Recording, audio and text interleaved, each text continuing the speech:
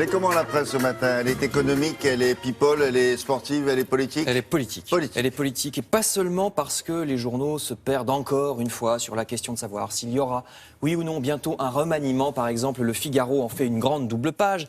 Un lifting, je cite les mots du Figaro, serait prévu pour le gouvernement en février. Est-ce que Christiane Taubira va partir? Est-ce que des non-socialistes, qu'ils soient radicaux ou écolos, vont rentrer? En fait, personne n'en sait rien, pas plus le Figaro qu'un autre. C'est pourquoi la vraie affaire politique de ce matin, c'est sûrement celle-ci, la nouvelle tempête Macron. Tous les journaux, ici les Échos, reprennent la nouvelle phrase qui fait polémique. Emmanuel Macron a dit hier, je cite, « La vie d'un entrepreneur est souvent bien plus difficile que celle d'un salarié ».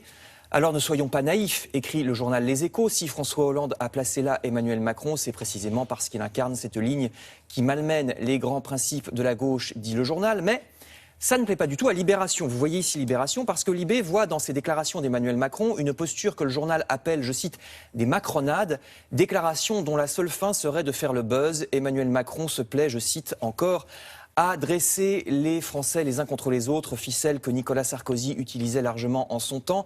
Emmanuel Macron dresse, je cite toujours, les entrepreneurs contre les fonctionnaires, les travailleurs contre les rentiers, etc. Stratégie étonnante dans la mesure où le chef de l'État prône l'unité nationale.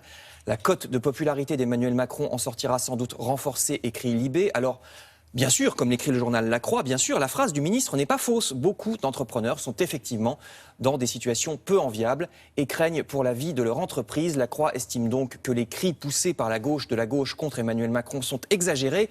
Le député Christian Paul a parlé, vous le voyez, de poujadisme chic, poujadisme. Autrement dit, quelque chose qui n'est pas faux, mais qui flatte exagérément une catégorie, nous dit le dictionnaire. Chacun se fera donc son opinion sur la question. Alternatives économiques, lui, s'intéresse justement ce matin à une autre catégorie, les enseignants. Et voyez le titre, eux aussi, dit le journal, sont à plaindre, car dans quel pays sont-ils le mieux payés? Certainement pas en France. Certes, on peut envier leurs vacances, mais sait-on combien gagnent les enseignants? Sur 24 pays, les instituts français n'arrivent que 17e. Vous voyez, la France est en rouge, donc on est bien à droite dans le classement, alors que la moyenne est en vert. On est largement en dessous de la moyenne.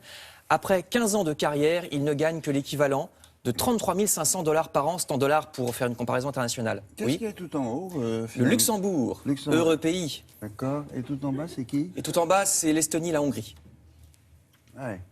Voilà. Estonie, Hongrie. D'accord. Alors, ça les met à 30 000 € par an. Les instituts français, ça les met derrière les Espagnols et les Portugais. Et ne parlons pas des Belges, des Canadiens ou des Allemands. Vous voyez, l'institut allemand ou canadien, il gagne, tenez-vous bien, 2 fois plus que l'institut français. Presque 5 000 € par mois si on convertit en euros. Vous voyez? Donc en plus, le salaire des instituts français ne cesse de se dégrader compte tenu de l'inflation. Il a perdu 10% depuis 15 ans, nous dit Alternatives économiques. Et il a fini? Non, j'ai pas tout à fait fini. Je finis avec Libération, qui nous parle justement de tout ça en analysant ce qui se passe en France depuis 15 ans en matière de conception politique chez les penseurs, les intellectuels. La droitisation ne fait aucun doute, écrit Libé. Les stars parmi les intellectuels sont désormais, vous les voyez, Alain Finkielkraut, Éric Zemmour, Elisabeth Lévy, des conservateurs. Et c'est la faute de la gauche, dit Libération, car les penseurs de gauche n'ont pas su se renouveler. Je cite, les intellos de gauche sont largués, ils ont méprisé la peur que les Français ont de la mondialisation ou de l'immigration. Ils ont donc été balayés parce qu'ils ont rejeté ces sujets qui les gênent et s'y sont pris, je cite Libé, comme des manches. Merci beaucoup.